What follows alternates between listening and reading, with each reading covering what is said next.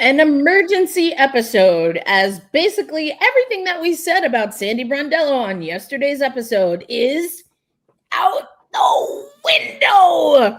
New York Liberty have announced that they will not retain Sandy. What comes next?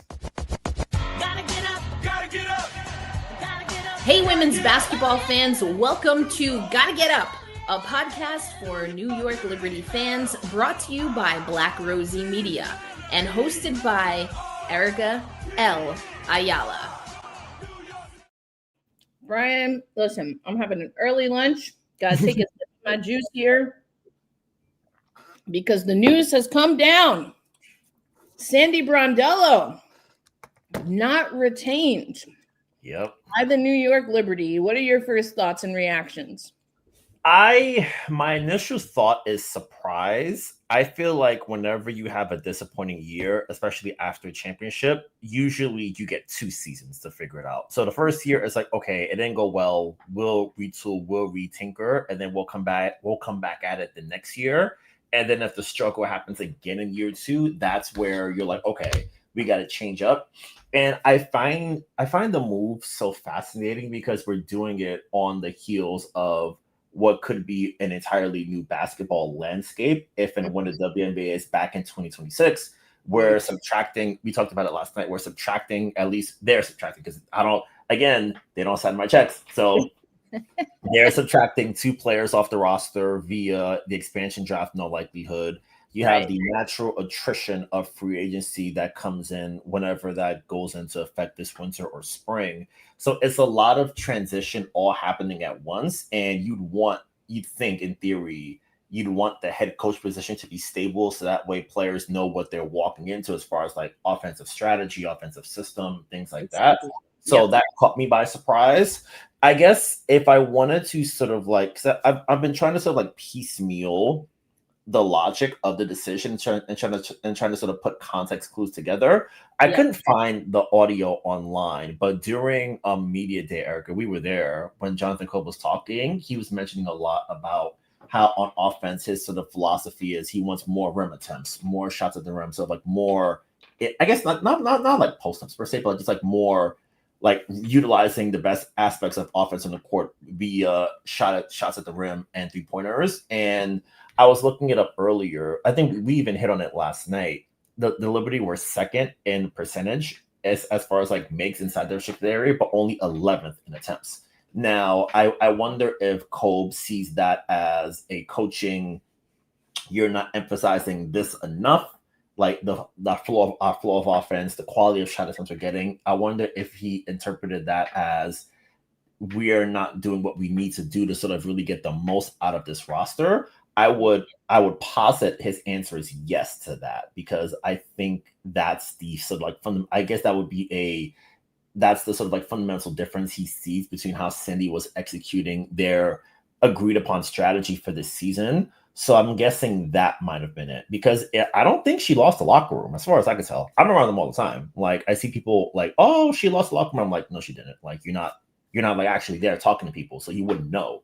Like we're all of us who were there to a person would be like, she had the locker room, like she was liked by the players. Like it seemed like it fit, Yeah, to the point where when Stewie was asked, she was like, her first response was, "What the fuck? What the fuck?" And then she said, "We have Sandy's back." Apparently, we did not extend beyond the roster. Yeah. Hi, Damien. What you guys have to say now? It's a bad move.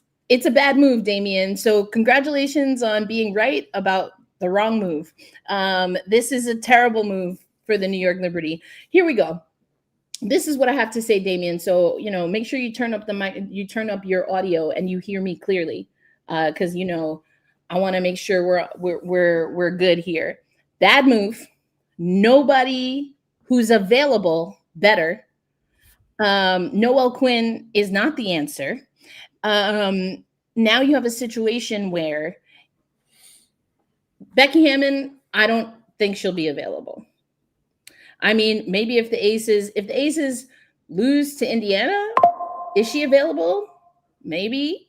I still think that would be a blunder for Vegas, but I'd take Becky Hammond, but she's not available right now, so that's not an answer. Noel Quinn, Mr. Mr. I don't like Sandy's rotations, but you want Noel Quinn as your head coach? Okay, good luck with that. Then you have Cheryl Reeve. Who from New York wants Reeve coming here? Not New Jersey, Cheryl. 2 seasons separated from her mess and her nonsense. We already have people on Black Rosie Media talking about that this was a sham of a championship. Well, sucks to be you, Minnesota, because the ring is real. So the ring and the banner are real. And you know what? It wasn't your year. Literally, it was an even year. So don't get mad at Liberty. Get mad that y'all tried to mess around and get a championship in an even year and not an odd year. Cheryl Reeve isn't available. Also, no longer the head coach of USA Basketball, which I think is very interesting, and I can't wait to hear more about that. Then you have Nate Tibbetts, I thought really put on a great performance against Sandy Brondello. Some people saying, that might have been the reason. Listen, good coaches are going to get got, and then they go and get folks too. Nate Tibbetts showed I had to be like, oh, dang, I guess, I was a little wrong about girl dad. Respect the girl dad. Respect the girl dad. I think he's done a phenomenal job, and he's still got a lot of work to do because who's exposing him right now, at least through one game. Blazer Cheryl Reeve. Blazer wearing very own. That's it. So, who else? And I shared this in our Slack channel, so I'm going to share it here. But let's just run through Megan Hall, who is also my birthday twin. We have the same exact birthday, which is awesome. May 8th is an awesome day. But this is a list that Megan Hall put together. I have the link here. And let me actually pop this on the screen, Brian, because I thought there were some interesting names on here.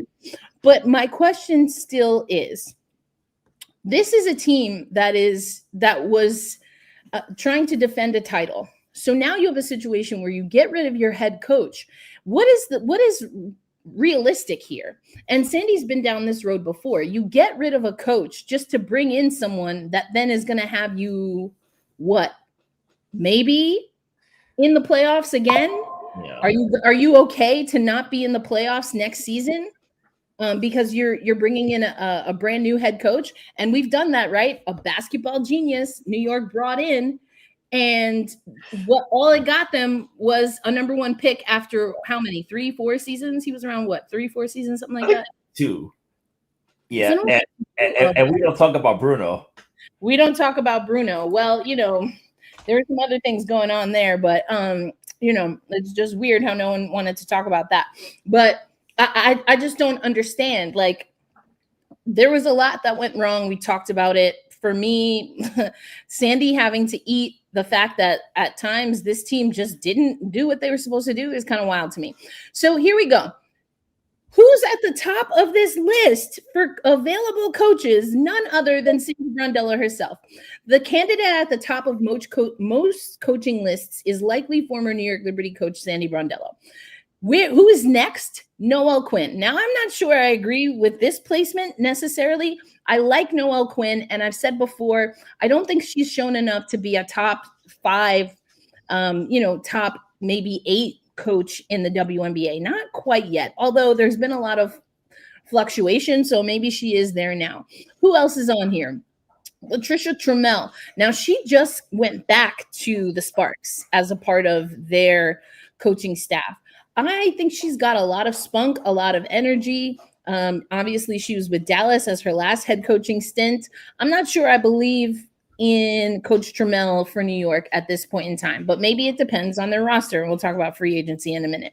Then they have Nola Henry, who did a great job in Unrivaled. So that's a fun name, but would be green, right? Brand new head coach in the WNBA. Then there's Teaspoon. I would love to see Teaspoon come back. And this is hard for me to say. I just think that here comes Griffin again. Yeah. Griffin's like, what you getting worked up about? I don't know. For my money, Teaspoon is maybe a season or 2 of coaching away, but also Chicago. Answer me this. Apparently, reports are that Chicago is not getting rid of their head coach. Brian, who had the better record in their first season with Chicago between Tyler and Teaspoon? One Tyler, I know that. Let's not. So again, what are we doing? What are we actually doing, WNBA? And by WNBA, I mean the teams, the owners, but I digress. Teaspoon, I like, maybe just not right now. And then Brianne January is a very interesting name on this list. I think still kind of falls into maybe that Teaspoon, kind of in that Teaspoon area for me, but I think she might get the benefit of the doubt, whether it's the New York job or any job, because she's been on a W staff for a few seasons now, whereas Teaspoon stepped away for a little bit here. But Brian, what do you make of that list? Do you still think from who we know is available, is Sandy still a top get? From the list that Megan put together, I feel like of those coaches, I would say Sandy is still the head and shoulders above them, because I think if we knock through them one by one, we've talked about Noe for the past 2 years with Seattle, and I think for the general complaint I've seen from fans is that Sandy didn't utilize the rotation enough. And Erica, what was the big problem in Seattle? And as you ask Tiffany Mitchell, you can ask Lexi Brown, you can ask whoever else is there. Lee Rue. I mean, I go hard in the paint for Dominique Malunga. When you have the number 2 pick, you play the number 2 pick. Like, I don't understand that. Like, and I ain't got no beef with Noe. I really don't. But that to me was just like unfathomable. Yeah, and I think for fans who have had the critique, the steady drumbeat of criticism that she didn't utilize the rotation enough in the regular season, and then in the playoff setting, you would be going to a head coach that is a 6-7 player rotation when the stakes are at its absolute highest, and that's not the thing you want. So right. I don't think that Noe would fit there. For Nola Henry, I think it's so tough because a lot of people want present tense her to be a head coach in Clannis and head coach in Dallas and throw Chris Clannis overboard. And I guess for Nola, it's a situation where your only real head coaching work is unrivaled, and then you've been an assistant in Dallas, so you're going from a low stakes environment to a championship contender just like that. So Moni, I'll get to that in a moment. Yeah. Let's get to it. Yeah, I would say for Nola, it's tough. Like you'd be asking a lot, and then you're doing head coach work in a 5-on-5 setting. So I'd love to sort of know what the thinking is, how you're going to sort of utilize the roster that's presented to you come this spring. So that will be fascinating. For Spoon, I guess problem, for lack of a better term, I have is how much of Chicago's collapse in the second half of 2024 comes from not having Marina Mabry on the team anymore and then losing your perimeter juice versus just not being able to sort of like keep the vibes organized, because they were competing for much of the season, and then after that, it's like when everything just sort of like went to hell. And the problem, I guess another thing I have with Spoon is that because I'll never forget, I read a quote from Beck Allen in May. Julia Poe of the Tribune asked every new Sky player, what was it like going against the team last year versus when you're in this year? And something Beck said to the effect was, they didn't look like they were organized. They didn't look like they were set. It looked very sort of chaotic. And then I remember also last year, we were talking to Leia after game, and she was like, the Sky bigs don't like to pass, the guards don't like to pass. So I don't know how much of that I can pin on the head coach versus the roster that Jeff P gave her. I'm more inclined to believe it's the roster, considering these same problems manifested itself this year, even with the jettison of Kennedy Carter. So I don't know how much of Chicago 2024 I can put on her as sort of like her as coach. So that's tough. Right. And the best, and although albeit small sample size, is 2025. Because Teresa Weatherspoon, as nominal as it was, that team actually performed better than they did the season prior. Yeah. And you can look at some pieces, including Carter coming in, that maybe were part of and can be attributed to that. But the fact that, according to reports, you have Marsh being given the benefit of the doubt and Spoon wasn't, I just don't understand that. I don't understand that at all. Yeah. And I want to go back to Nola, because something that what's this man's name? Alex, right? That's he's the husband. Yeah. Yes, yeah, Alex. He talks about the fact that Unrivaled went to a 3-on-3 game is because when you break things down in basketball, like when you're teaching sets, when you are focusing on skills, you're a lot of the times working 3-on-3. And so I hear what you're saying as far as how do you make that transition to 5-on-5? But I also wonder if just from a player and skill development perspective, there's there's an advantage to having that, not just as far as being a skills coach on a staff, but also being in a league that's uniquely positioned to have competition in that format. I think that's really interesting. I don't know if did you go over anything with Tramel? She's from Oklahoma. Yeah, I missed LT. For LT, I think another player, another coach where it's like, hey, I want my bench to play more. What did LT do when she last had Dallas? Enrique Gumawale, you're playing 39 minutes a game. Like she played 60 minutes if that was feasible. And there was a comment over on our Tempestagi talk for our Seattle Storm fans, because we've been talking obviously about Quinn as well. There was a comment that was like, the players want more roster spots, the fans want more roster spots, and then coaches are only going 6-7 deep. I think that's interesting, and I think it's a little bit of basketball mentality and psyche.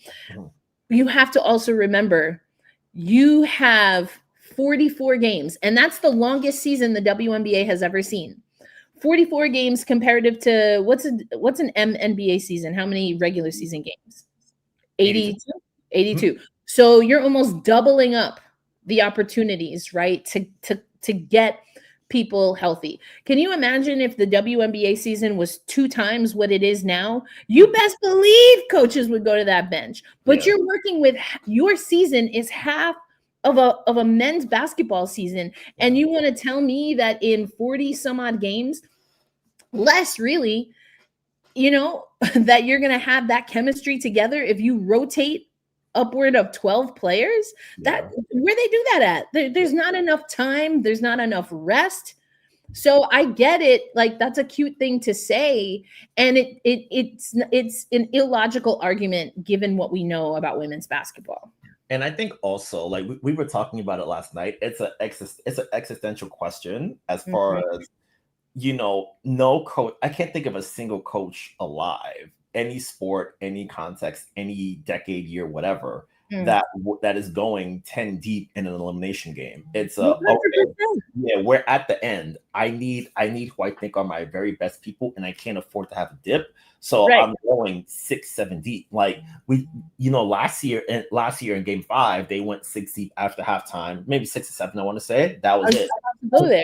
23 when they beat the Sun in Uncasville in game 4. I think only like one bench player came in after halftime, and it's a, hey, our starters, like, you've gotten us this far. It's like the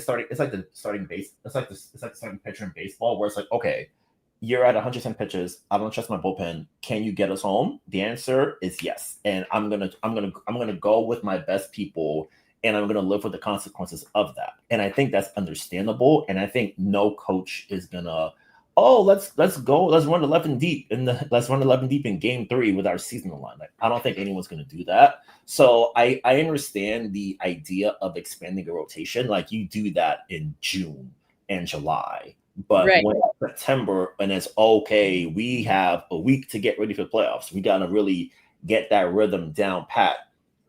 Going 11 deep there, I think, is just questionable. I wouldn't do it if I were in a coach's position, and I don't think anyone who would be put in that spot would do the same. Like, you have your 8, 9 at the absolute most, and then you sort of like try to ride out from there. 100%. Theo saying they play 35 games in women's college and go 10 deep in the NCAA tournament. Okay, this is a big old. I'll let you take it. I mean, I feel like my response is in the statement. Yeah, That's NCAA. yeah, We talking about 18 to 22-year-olds. yeah. Like, you know what I'm saying? Even Paige Beckers, we've talked about this on whether it's Tempestaji Talk or on Gotta Get Up. Paige Beckers was entering the WNBA with her coach, the arguably best, certainly the most winningest coach in NCAA women's basketball, saying that he doesn't know if she is going to be aggressive enough on her shot. That's a development league for all intents and purposes. It's a very well, it doesn't run as one, but like Paige Beckers was still figuring out how to hunt for her shot in the NCAA. There are so many different things also that go into that, including that they get more rest in 35 some odd games. Yeah. They get more rest. Yeah. And I guess within that, there is these sort of dips in quality. Like you're not gonna go up against South Carolina every night, whereas like you're at the very top of the mountain. Depending on what conference you're in, I guess. That is true. Because Kim Mulkey, I feel bad for you, sister. It's rough living for you with Dawn running around. So it's tough to sort of like compare them. It's almost it's apples to oranges in a lot of respects. And I think also the level of competition is I think for as good as women's college basketball is, the W is still a step or two higher. Well, 100%. And it's concentrated, right? Yeah. It's concentrated because there aren't as many teams and conferences and rest in between. Yeah, right. She had multiple injuries, and you can nurse injuries when it comes to the NCAA in a way that you don't in the WNBA. And also, Erica, it's not like you said, it's apples to oranges. Like I appreciate the attempt, and it's not the same. And like Moni said, that 10 deep is a lot, even at the NCAA level, because that don't always happen. And I think, and I think also to that point, especially after halftime, we noticed it a bit more. Like it became like it was more spaced out in the first half, but then the second half, it's just a dead-on sprint. And then within that sprint, once people start dropping the baton, it's, oh God, I got to go back and pick it up. So it's like you're trying to sprint to the finish line, but you're losing people along the way. So it made it a lot harder to really sort of like iron out the things you wanted to do. So I think the sprint of it and the compactness of it made it really challenging. And I think it really sort of like pressed on limitations within the roster that I didn't think were present if you asked me at the beginning of June with this roster. But the nature of the second half and the compressedness of it and the injuries that sort of like picked up along the way, I think really sort of pressed on fissures within the roster that I didn't visualize. And then from there, it's the season's longer, but you have less time to get it right before the or else came. And unfortunately for Sandy, or else came this morning. Wild. Also, I'm just catching up over on our Slack channel. Moni, I see that you're here, so I just want to clarify because I talked a lot about being miffed that the New York Liberty did not hold exit interviews, which Brian and I have maybe discussed. Was there a little bit of reading in the tea leaves in that in and of itself? Yep. And I think that this is a point worth clarifying. So exit interviews, as far as my knowledge, they happen in professional sports. It's commonplace. It's a way to establish a lot of different things.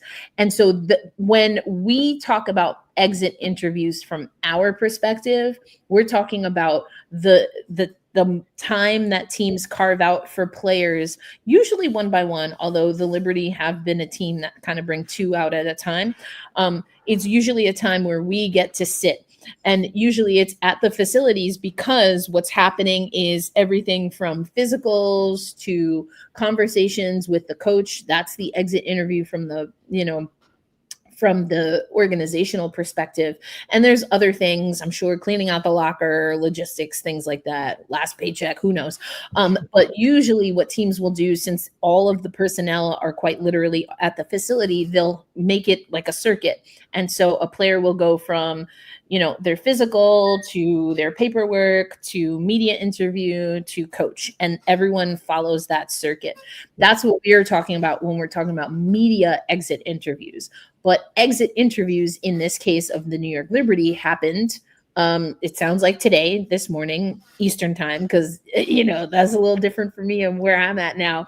But this morning, the New York Liberty held their exit interviews, their organizational exit interviews. They did not offer exit interview time slots for media. And that's when Sandy was told of the decision.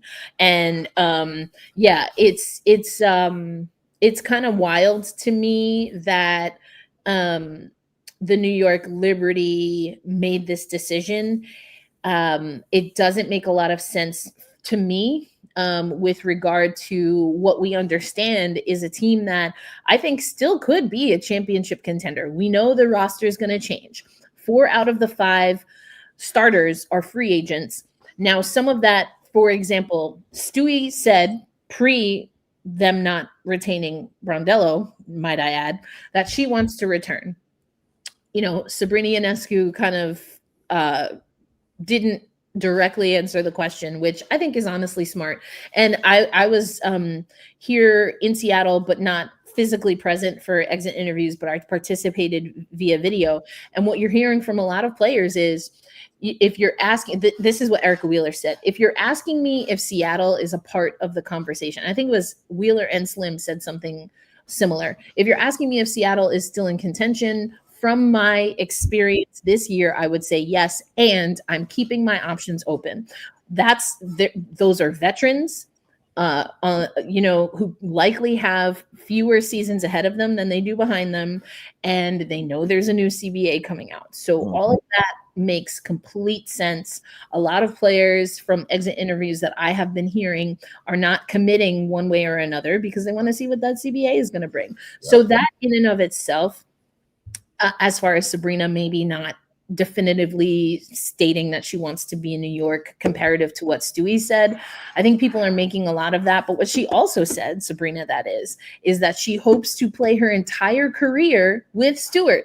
So if Stewart's coming back to New York, you might think that Sab wants to come back to New York. But my question, Brian, is, do you think in any way that them not retaining Brondello, especially after Stewie said, we have Sandy's back, we're not going to point fingers, anyone calling for Sandy's job, like she basically said, she literally said, what the fuck?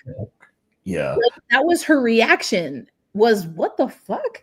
Does that impact now Stewie as a free agent returning to the Liberty?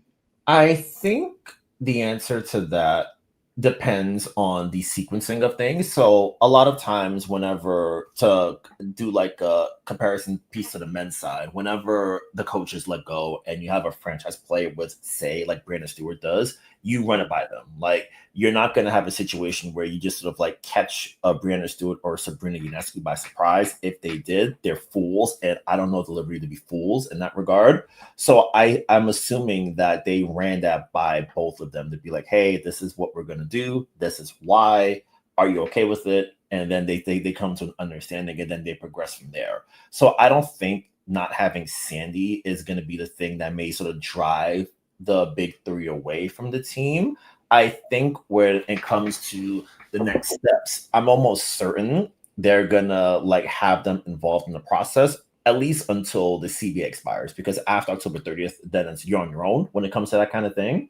So I think leading up to the expiration of the CBA, those players, I'm almost certain, are going to have input as to here are the people we're looking at. We're going to start bringing them in.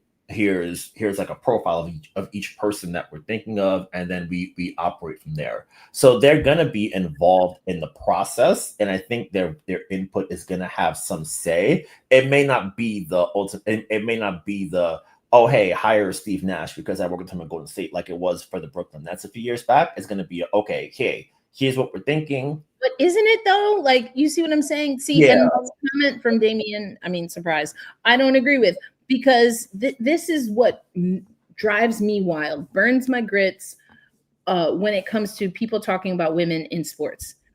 Don't patronize by saying it's business, as if women's basketball doesn't understand that. Okay? And if that's not how you meant it, then you know what? I'll take that. But you talking to a person who's been in women's sports and had to deal with business 101 when the NBA clearly doesn't know anything about business 101 because they've been driving the WNBA into the dirt. Anyway, I digress. Business 101. This is something that people say either when they want to dismiss a woman having, original thoughts, or they say when it's something that's considered quote unquote cutthroat, right? No feelings, it's business. How you treat people is business. Okay? Because we have someone who is the commander-in-chief of this country who understands how to treat certain people and doesn't give a crap about everybody else. And so one thing is it's business. I'm cutting funding because it's business. And another thing is, oh, well, these are my homies and I'm looking out. So what is it? Which is business? Okay? Because we see in the WNBA people being hired with no experience. We've seen it in the New York Liberty happen. Basketball genius. Had to get rid of that genius because he was doing things he shouldn't have been doing. I mean, I didn't mean to connect that to the president of the United States, but if you know, you know. So, like, it's business is not an excuse to not consider the relationships. And Sandy wins that head and shoulders over most coaches that have ever coached in the WNBA. Now, if you want to talk about its strategy, it's business in that they didn't believe that she was the right person. It's business in that, things just didn't work out. That's how I feel about Noelle Quinn. Things just didn't work out. Noelle Quinn absolutely should have another head coaching job. But like to just dismiss it as it's business when we're talking about your star player talking about what the fuck when presented with the option of Sandy Brondello exiting, because I'm pretty sure who's that man who is on your shirt? Has he ever said anything about coaches or had something to say about relationships with coaches or other players for that matter, or Kobe or MJ, or like, you know what I'm saying? Like it's wild to me that when women talk about relationships and creating a positive work environment, then we're like dumb because we're supposed to just accept it's business. There are multiple facets of business.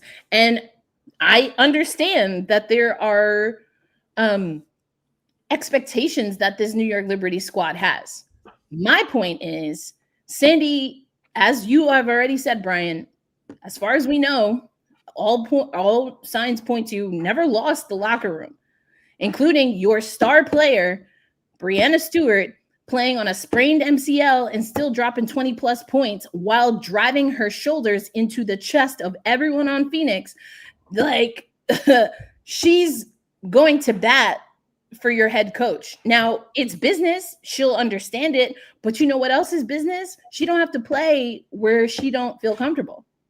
And depending on what happens, yeah, the business side too is, you know what? I know I said I wanted to come back to New York. Y'all made these changes. I don't really see myself in this future, in this vision that you have provided. That's business too. Yeah, and I think to the people part of it, I did the newser for Nets Daily on the Sandy situation today, and I had a quote from Tosh Cloud in there. Maddie Kenny from the Post was in Phoenix, and she talked to Cloud about Sandy, and Cloud was like, Sandy kept us together all season long. Like, we have her back, she has ours. So it's a situation where you have to sort of explain to the people in the room why this is the decision you've made, and why, even though the buy-in was still there, we need to move on differently. Like, this is where exactly where we talk about not having people available to us as far as access. This is okay, Jonathan, like you're good, you're going to talk to us. Like we see you all the time. Like you make room for us to talk. Now, as an organization, we need you to publicly in a room full of people asking me various questions. Okay, walk me through the thinking here. Is it a situation where, because if Kolb's thinking is, okay, I didn't like that you didn't utilize this player enough, I may agree or disagree, but I can start putting it together in my head without having to sort of like guesstimate and speculate. I'd rather at least we can like have a conversation as to the why of it all. Because I think within the why, we get a feeling and a sort of like we get the breadcrumbs as to what's next, whether it be someone you have internally, whether it be someone external, whether someone via the college ranks, and a men's coach that's been professional before. What is the sort of like early lead that you have? And that way we can at least start putting it together, because we talk to Kolb all the time. Like he's great. He's insightful. He gives us a lot of great details. So I would love for him to like walk the public through as to the thinking there. And I guess briefly on the other part about the business thing, I think everything you said was right. And I just want to add one thing too. Like there's this greater sort of like I guess within the organizations of like trying to sort of like mimic the men in some respects, where it's like, oh yeah, like this is how they do it. This is how the NBA does it. Oh, the NBA prices be sky high. We're gonna make our prices sky high. Oh, NBA don't give access to that. We're not gonna give access to that. It's like you don't need to be them, because a lot of what they do, frankly, kind of sucks. Like I can be honest about that, because I see how the men operate in a lot of respects, and I'm like, you don't need to like kick it like that. You don't need to move like that, even though they are the parent league and they are skimping out on paying the players, which is bullshit. But you don't need to sort of mimic their practices and how they treat coaches, how they treat players, things like that. You don't need to do that, because even though it may be quote unquote successful for them, you can do different, and you don't have to sort of mimic that. So I would say the Damien's not wrong when he says it's a business, but it's a people business, most importantly. Like being cutthroat about stuff is like fine, I guess, but you can operate and move a lot differently. So you don't have to just like be not so much cold, because I don't know, like I imagine this is what they've had in mind, because you don't just like like it's not you wake up in a cold sweat and be like, I gotta get this person out of here. Like this is a thought that's been sort of gesticulating for a while, I'm almost certain. So now it's I'd love to hear the thought process as to how you made the decision. What if there was a sort of like blinking red light moment where it's like, okay, if we don't get outcome here, which I'm presuming is championship, if everything was championship or nothing, and you have Sandy to a 2-year extension after last year's finals, and then with a team option, and it's like, oh, every year of her employment is baked in with winning a championship or out the door. Is that going to be the standard for the next head coach coming in and the staff that they select? And then we didn't even get to what is the assistants going to look like. Is that going to be here? Is Sonia going to be here? Is Olaf going to be here? I'm going to assume no for Olaf, because that's her husband. Yeah, but probably not. So is the expectation for the next coach coming in and the players coming in, it's championships or nothing? If it's that, you can say that out loud, and then we have this sort of like shift. We sort of like know the landscape where it's like, okay, I'm in the crooked room. The expectation is championship or nothing. My feet are set. Let's work. If it's something different, then we would need to hear that as well too. Yeah, for sure. I think this is hilarious. Oh, so now you want Brondello back, homie? You've been calling for hey man, you like it's like since last year. That's no cap, my man. You've been on this last year. Hold on, man. Hold on, man. Listen. Hold up. Time out. Let me hold on. While you get yourself together, I just want to say, hey, Kyoka, thank you for joining. First timer here. We appreciate y'all hopping on, as well as Winsome. Wow, man. You told me to get out the house, and now you want me to come back in the house. No, I'm out. I am moving on. I got my eyes somewhere else. That's wild. Yeah, this is something actually, Brian, that you mentioned. It could be interesting. I put in the chat also an ESPN article. Kevin Pelton talking about Sandy to Seattle. Listen, it's a no for me, dog. Really? Like, Tell me it's a no more. for me, dog. I don't think that the Seattle organization is in a good situation for Sandy Brondello, and she might find herself in the same position within a year or two, because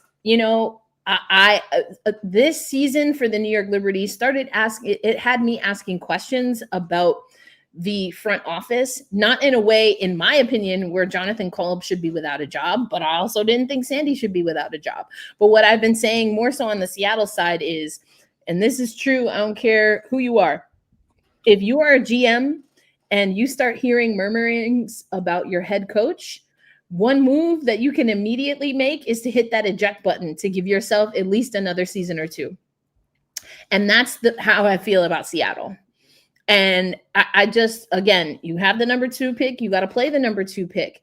And so that was clearly some kind of discrepancy between the front office and the coaching staff, because I don't understand how Dominique Malonga was either picked if she wasn't going to play, but when you did pick her, how come it took forever for her to play?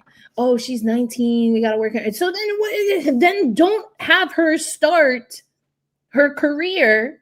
Give her another year overseas then. Draft and stash if that's how you feel. But like, come on. Anyway, I digress. My point with Seattle is Sandy is, and I want to come back to this.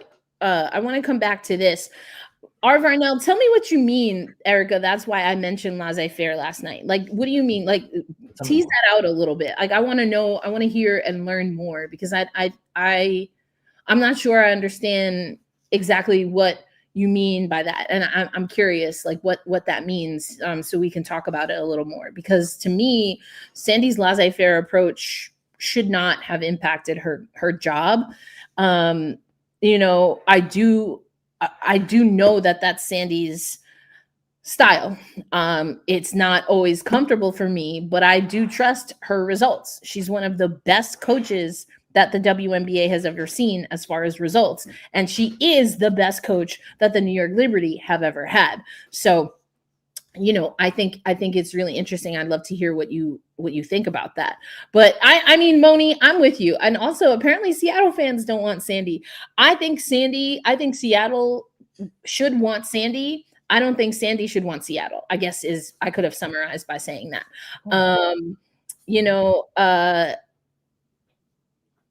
Moni also saying, I think they developed Dom well. Well, I mean, I just don't understand. I guess I'll say this, and then we'll get back to the New York Liberty. If you're saying you want to be a championship caliber team and you want to develop Dominique Malonga, I think that the timeline was way more conservative than it needed to be to meet both of those things. Because the best way to develop a young talent who you ultimately are going to rely on is to give them minutes. And you know what? If they develop Dom like they developed Ezzy, I'm out the window. I think that Seattle has kept Ezzy on the back burner way too long. And she got no teeth at times. But anyway, Yeah. go ahead. Keep it brief on Seattle. I think that's where, we turfed Noe because she didn't play Dom. And then they walked into the year with Dom as the 4th big behind Ezzy, Nneka, and Lee Yuru. So that's a situation where if the edict from on high is get Dom on the court, as a general manager, your job should be, you need to clear the runway so Dom can actually play. And that meant, like, you got Lee Yuru in the trade along with Dom in the pick. It's okay, Lee is clogging up space here. We don't want to play. We want Dom to really get those minutes. It's, hey, I know some teams looking for big. Lee, thank you for coming along in this trade, but you guys to go elsewhere because we need a guard to help us out. We need this and that. Like, that's where to the two timeline point of Seattle being championship or nothing.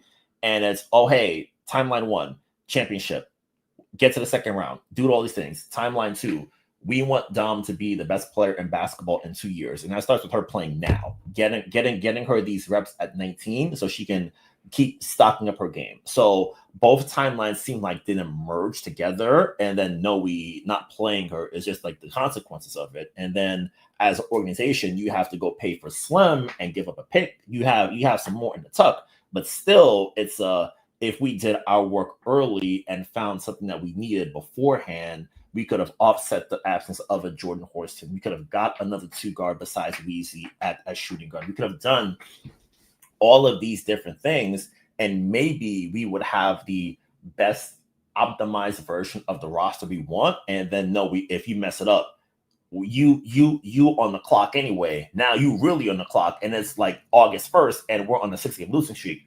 Get out.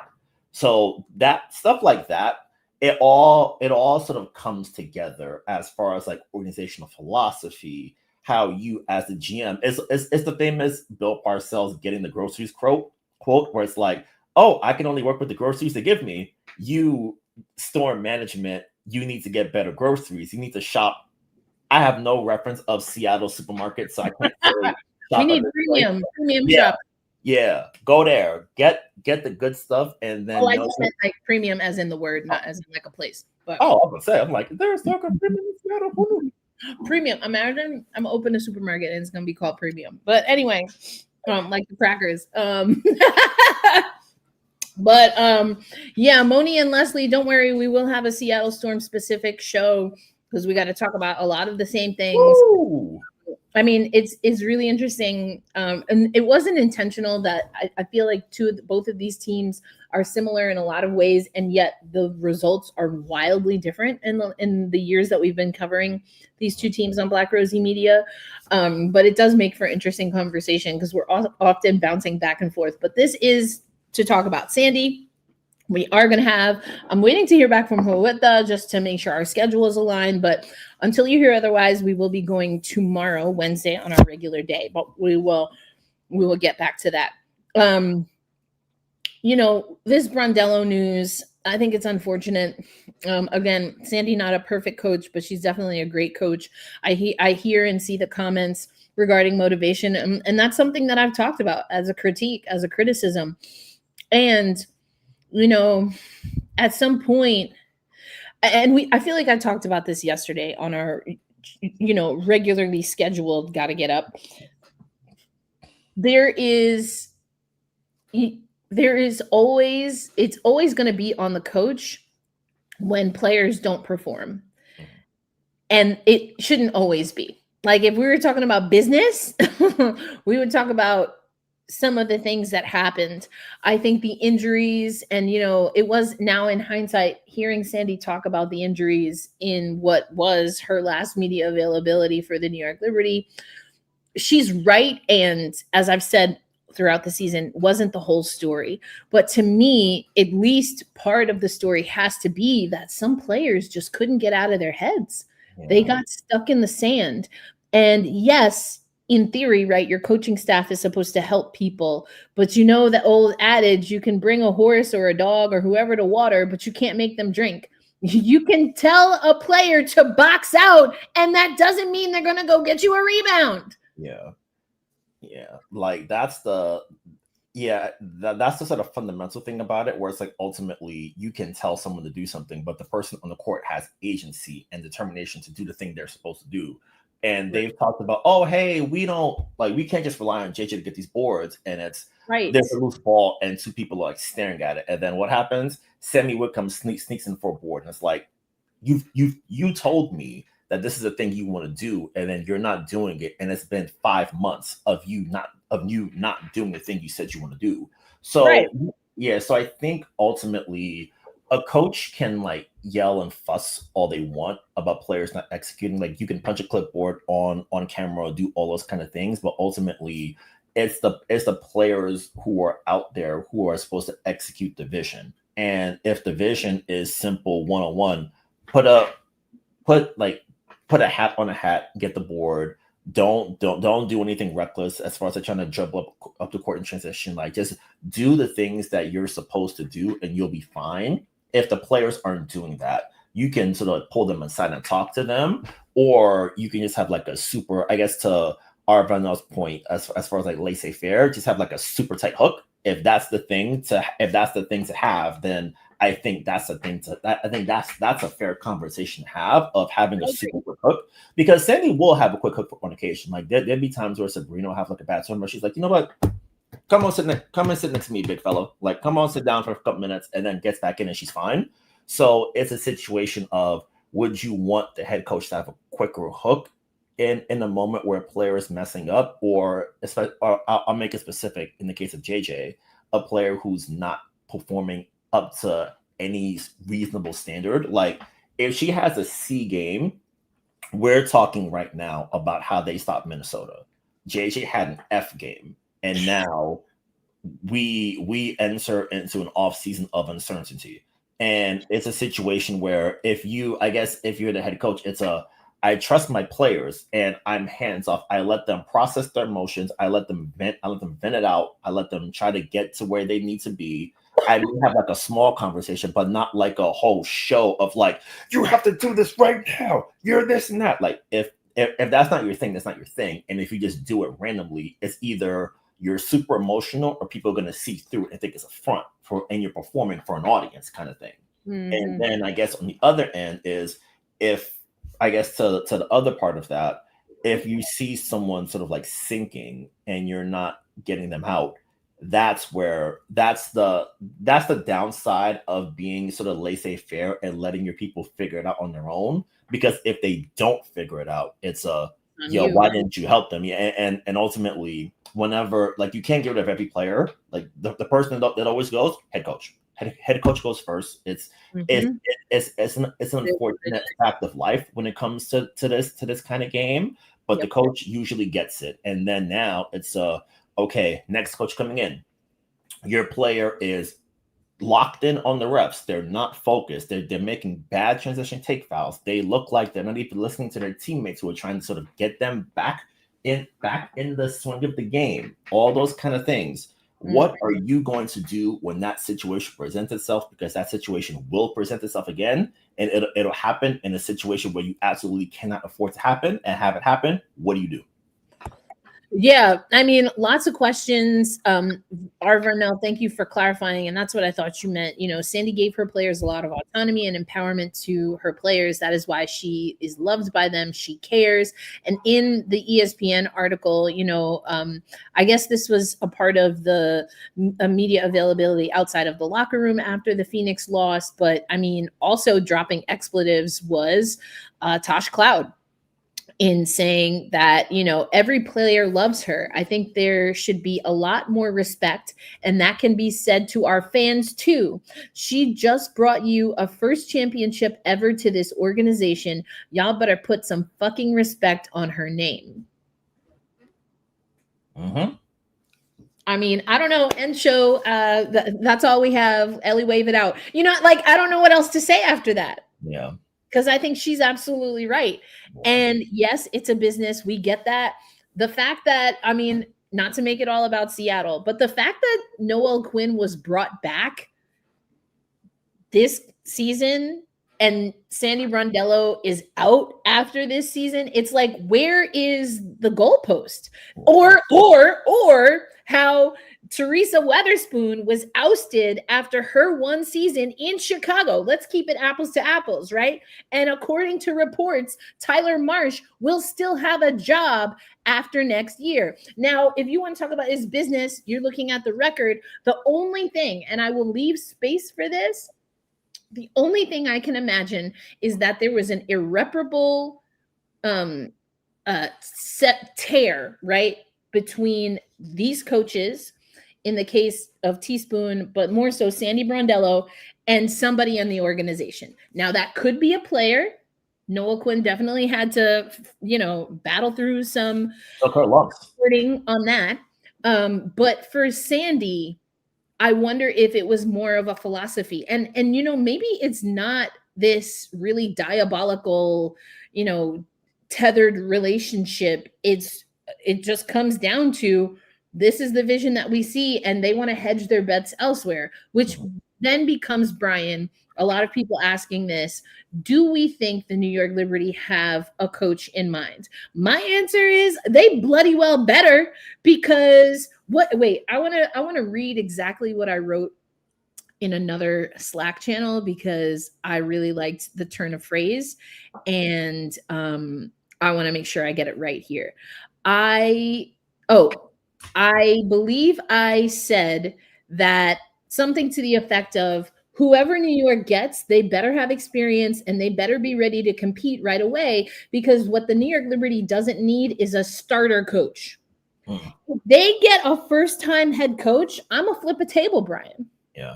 And I guess this is a team 1 season removed, and arguably, if the players hadn't underperformed, and again, I do think injuries were a massive part of that, mentally and physically, this team should, yes, I think you can still hold space to not think Sandy deserved this, while also saying this was a team that was expected to and likely should have done better in the playoffs. Were they going to win a championship with all of the injuries and some of the inconsistencies? Likely not.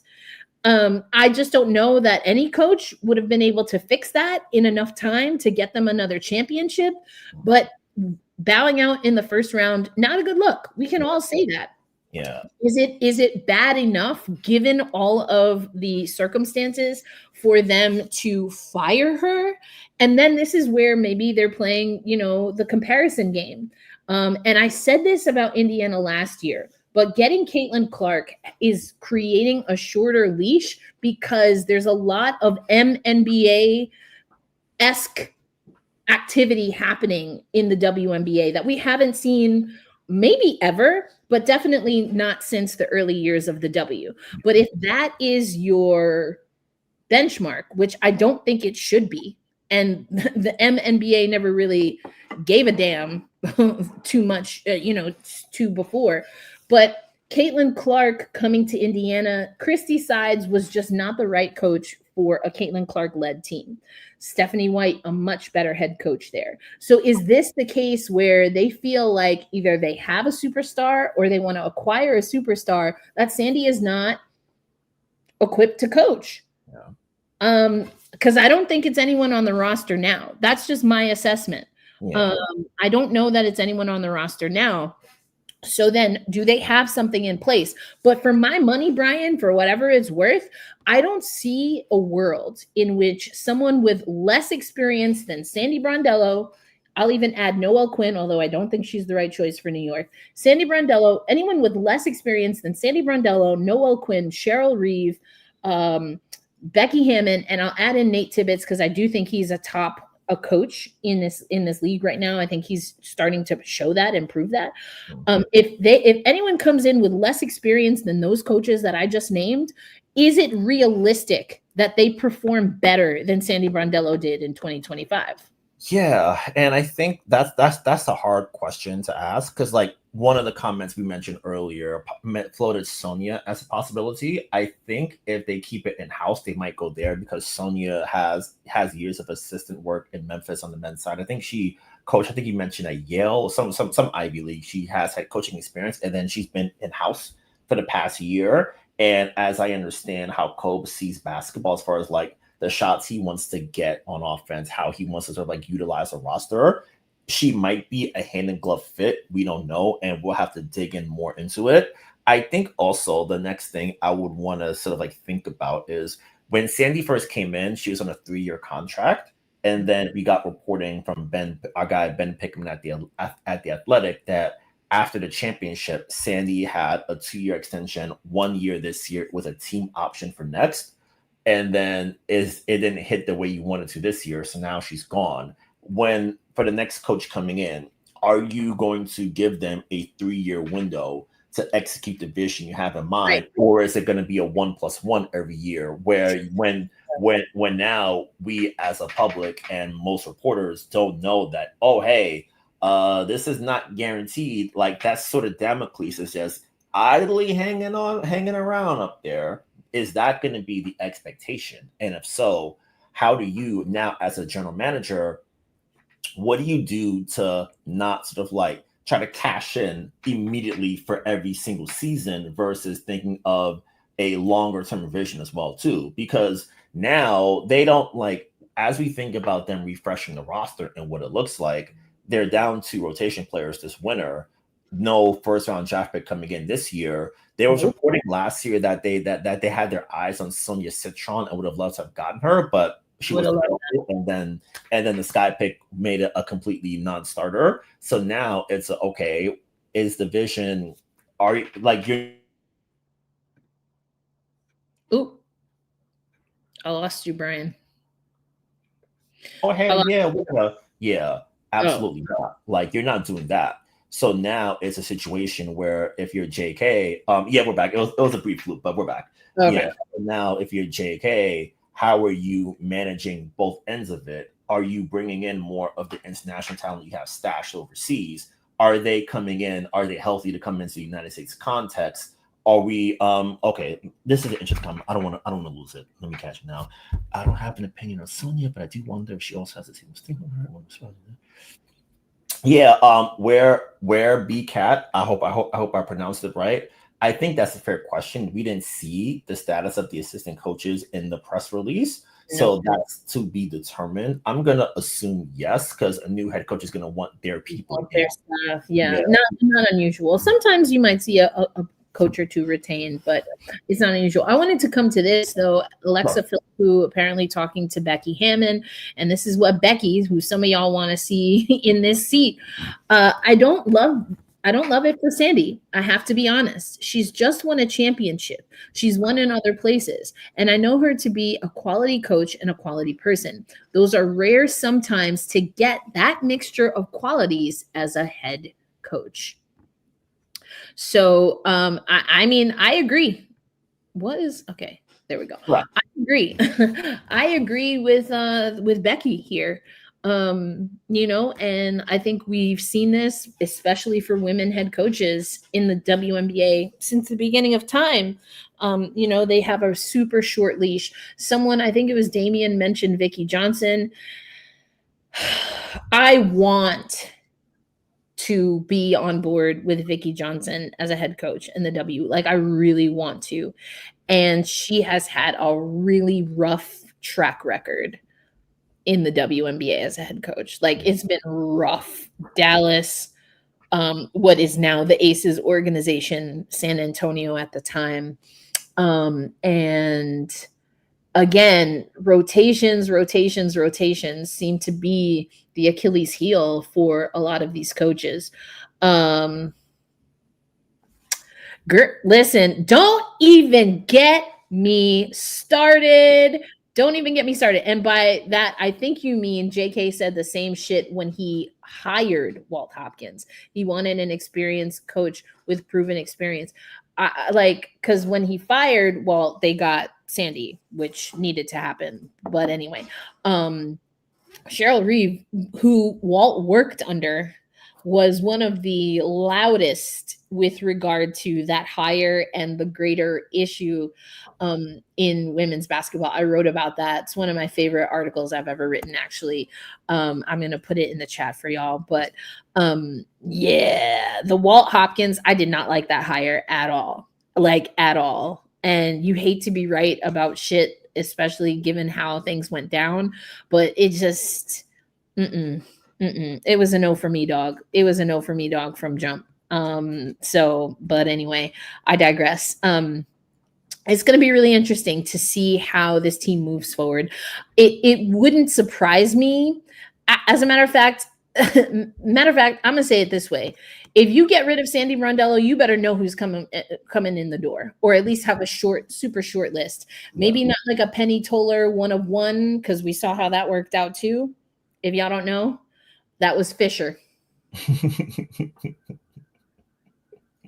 If the New York Liberty get themselves in a Walt Hopkins Fisher situation, I am going to flip multiple tables until that's not the case anymore. Like, I just don't understand. They need to, I'll just put it this way. because I don't get paid to make these kinds of decisions. And I saw someone say, in Jonathan Kolb we trust. I really do like Jonathan. I know you mentioned it already, Brian. I think he's solid quality. You know, you don't get it right every time, and you got to work with what you have. I'm going to try and trust the process here, but they can't fudge this up. Yeah. Brini Ionescu is starting to get into her prime years. Brianna Stewart is getting closer to being on the other side of her prime years. Tosh Cloud could be a great get. Jonquel Jones fit in Sandy's system for the most part. I do think there were times where the team needed to kind of step up and meet Jonquel Jones where she was at. And then we saw what happened in 2025. But you have a window. The championship window is still open.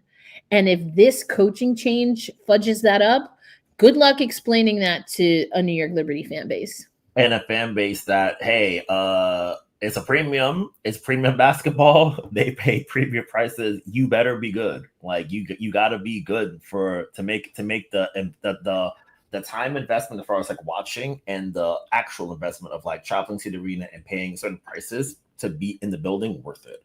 And I think also, like we mentioned it a little bit up top, like they essentially, as far as like figuring out how to do this, I think they have about a month to get it before the CBA ends, assuming there's like extensions in there and the league is still open for business in some regards.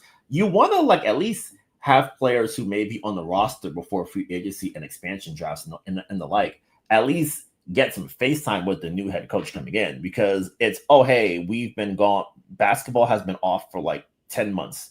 Oh, hey, here's a brand new coach. Let's figure it out on the fly without getting any real FaceTime with them within the context of the organization itself. So you want to get this done fast. Like you want to make sure you do your due diligence. You want to do everything right and quick. You want to get it done fast, but it has to be right. It has to be right, which means that they probably have someone in mind. If JK hired Bird, wouldn't she be a starter coach? Yes, she would be. Also, isn't she an owner of the Seattle Storm? Owner? And has another job that is currently taking place right now. Yep. USAB, girl. Okay, I want to know what's tea when it comes to USAB. Like I have not seen, and so maybe I missed it. But has Cheryl Reeves said anything about not wanting to return, a la Dawn Staley? Because Dawn said she wasn't coming back, and so we knew the job was open. Last I remember hearing, she said something that's much closer to the 2024 Olympics. She said something like, it's always an honor. If I'm asked, I'll be there, kind of vibe. I gotta double check because I know she did a sit down with our friend Christina Williams. With Christina Williams. I think Christina might have asked her about that, but I don't remember off the top of my head. So I gotta go back and watch the video again. Yeah, I mean we've talked about this already, Damien. But I think it's a matter of, to me, Sandy Brondello is the best coach available, so they're not gonna hire her. So I really don't know where they're going with this. If they get a starter coach, like I said, that better be the best dang starter coach in the world, because I don't understand how you go from someone like Sandy Brondello to someone who has no WNBA experience, no women's basketball experience. Like I like miss me with that all the way. As far as what I think the roster will be, we need to have the CBA. 4 of the 5 starters. Leo is the only starter who is under contract for whenever the next season is. Tosh, free agent. Sabrina, free agent. That's the big one. Sabrina and JJ. Stewie has said she wants to come back, but that was pre-Brondello. And I heard what you said, and I saw some comments about, oh, you don't make a move like this without your players' input. That's different than, you can hear what they say, but that doesn't mean you're going to abide by what they say. And Tosh and Stewie, unless they were blowing smoke up everyone's butts, they made it clear how they feel about Sandy. And the organization made it clear how they feel about Sandy. And so as far as my money, they're on opposite sides right now. And so what are you saying to Stewie and Tosh to make them want to come back, knowing that they went hard in the paint for Sandy? Like, to me, that's not adding up here. Yeah. I get it. Now, they might have been given a quote unquote heads up, but them not holding media availability, them announcing this the same day of organizational exit interviews, they knew. I would be shocked if they didn't know that they were going to get rid of Sandy if XYZ happened. You know, had she gotten to the semifinals, would that have made a difference? Or was it championship or bust? Yep. Yeah. I mean, yep. You're right. Like that's that's where the timeline and the communication aspect really comes into play. It's okay, this is the thing you're doing.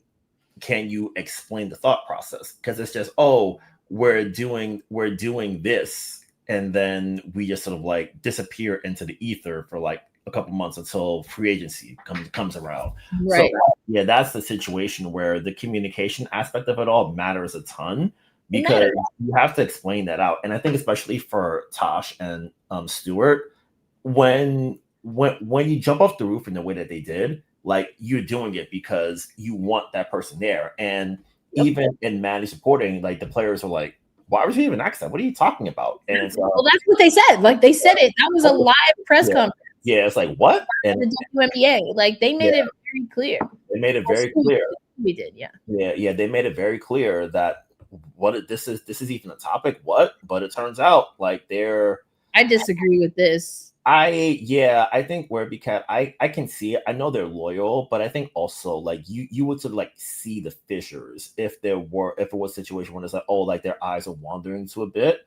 Because I think especially the effort never waned for me in watching them this year. Like there were moments where the execution sort of like dipped, and there were moments where I'm like, you're not executing, like you're not doing the thing you're supposed to do. But I never saw, because I remember like the players, like sometimes they would ask. There was like one instance where I think someone asked Tosh about like effort, and almost with the implication that there was no effort being played, and she was like really aggravated about it. So I think the effort was there and consistent all season long, even amidst the losses and things like that. So I don't think that they sort of like didn't buy into Sandy. I just felt like since they didn't win, it's okay, how are we going to change things up to make sure that this doesn't happen to us again? The easiest place to start is the head coach, and then we sort of like let the water flow from there. Yeah. I mean, and I would just add that Tosh and Stewie didn't need to put on a show at all. They chose to operate in that energy. You know, I mean, Stewie was in Seattle and she opted not to be there anymore.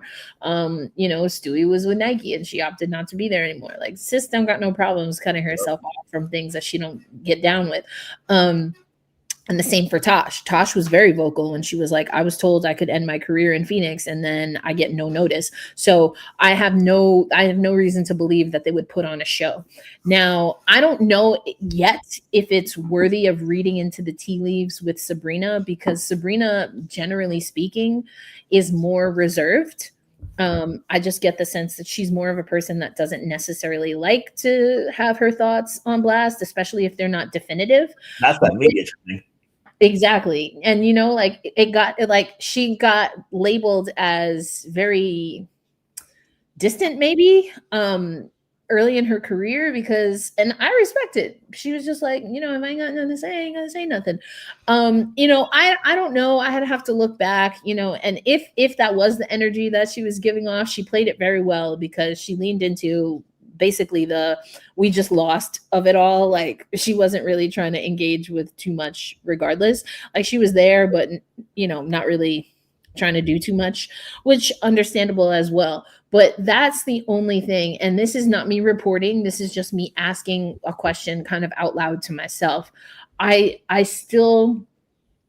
mean, I don't know that I have seen any indications that Sabrina wasn't still on board with Sandy.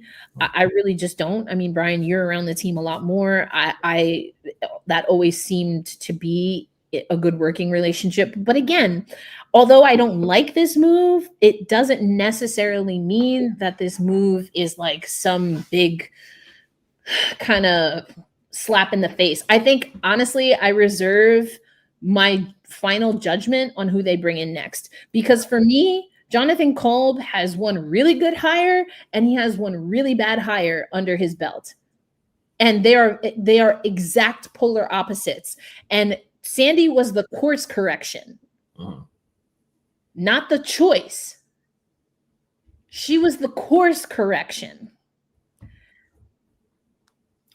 Yeah, so we'll see. Like it's a lot that they have to sort of like figure out and uncover. And I think I think from everything I've sort of seen from people I've talked to and been around, like the relationship between Sab and Org is like rock solid and like amazing.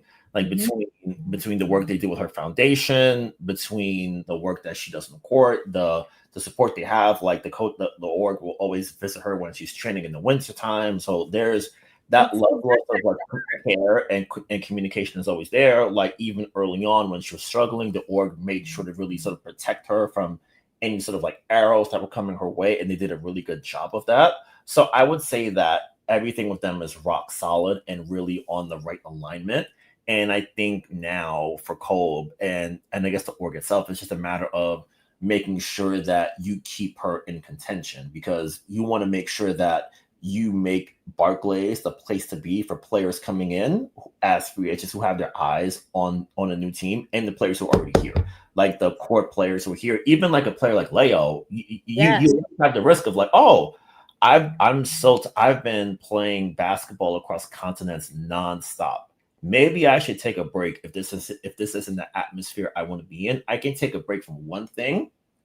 I can make it this. So it's always a matter of proving yourself to people. And I think for the organization, they're going to have to continue proving themselves to players to make it so where this is a place I want to come to. This is a place where I'll sacrifice play in Valencia or anywhere else. I'm going to skip your basket for you because I see this as a place that is important and a place to be. So you're always having to prove that over and over. So it's going to be an interesting challenge.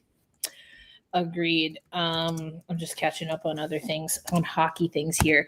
Again, I reserve my final judgment on who they get next.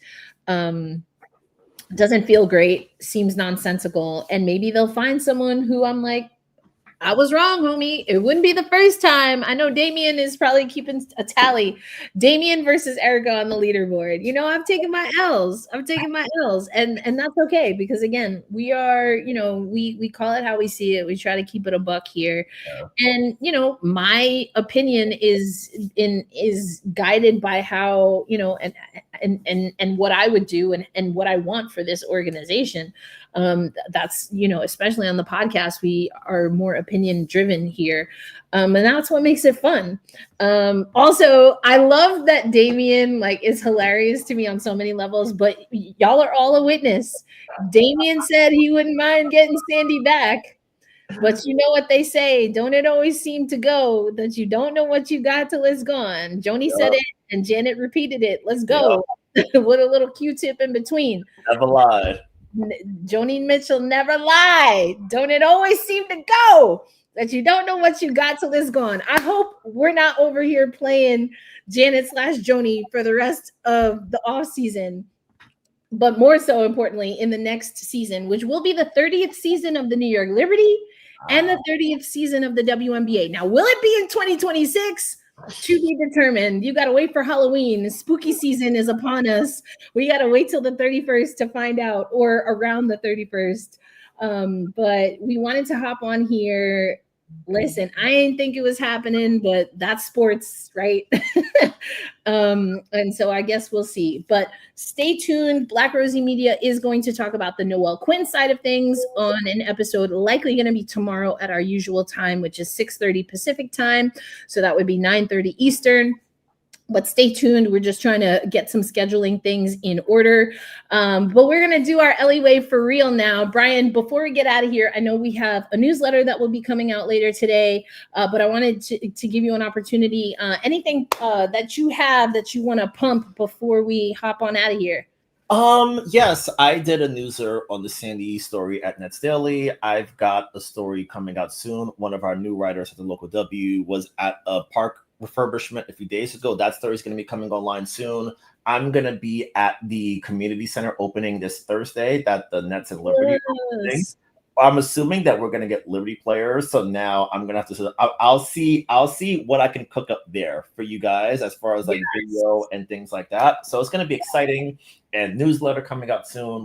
We've got a lot to uncover and a lot to work with today. So it's going to be exciting times. The playoffs are still here. We've got a lot of fascinating basketball to sort of like watch and talk about. So it's gonna be a wild ride. And then when Big Kathy and her team dresses have a new championship, we will get to the real battle, which is the CBA. And buckle up, we got a lot to uncover over the next few months. That's right. I wonder if there's an account that's Kathy Engelbert's wardrobe or something like that. Somebody out there probably got that, because people are gonna be clocking what she wears, and the like. What is a good Minneapolis themed jersey she can find? She's wear all purple. All purple with a symbol, with the Prince symbol and a guitar. The artist formerly known as Kathy Engelbert. Oh my gosh, that would be wild. As for me, have hockey stuff going on. Again, Tempestagi Talk will be up. We'll talk about the Noah Quinn side of things. But then also, I put it in the chat. I got to speak to Odyssey Sims, and I did a really fun play on her first name and her journey in the WNBA, which was a fun thing. And she said, I didn't put this in the article, but she owes me the story behind her name. It was funny. We spent Mall of America themed dress is wild. She's gonna wear what was it? What was the district that they played in? The Mighty Ducks. She's gonna wear like a Mighty Ducks something. Charlie Conway jersey. Oh my gosh. But back to Odyssey Sims, she says that I asked her, so like, do you know how you got your name? I love asking people that. I think it's so fun. You get some really cool stories. And she's like, listen, I'm gonna be honest. She's like, I've been asked this before, and it's come to her attention that her mom is like, I don't know why you telling people that, because that's not why you got your name. And so she's like, I'm gonna get back to you though. She's like, I'm gonna call my mama. I'm gonna talk to her. She's like, I won't forget. So I'm gonna talk to Odyssey Sims at some point again in these playoffs, and I'm gonna get the answer as to how she got her name, the real answer, mama approved answer. So, but definitely check out that article. It was a lot of fun chatting with her.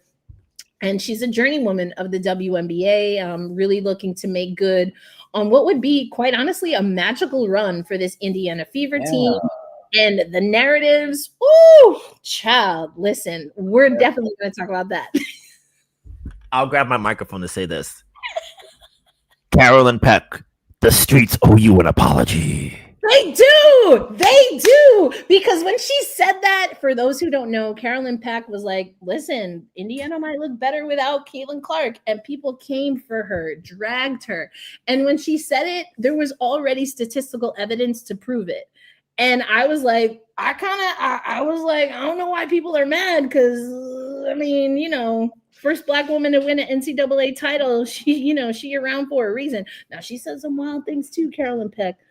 It was tough. It was tough watching. It was tough listening to her during that Liberty run, because, like some of the bias came out a little, or maybe I was just sensitive. It could be both. But either way, but definitely go check that out. We'll be back here on Black Rosie Media, and Griffin is nudging me, so that means it's time to go for a walk. Griff, I'm here. Say hi, Griffin. Say hi. He's like, just take me out. But we will catch you. All right, Aloysius, it's time for the Ellie wave for real. And I'm getting the paw. Wave. We'll catch y'all next time. Peace out, everybody.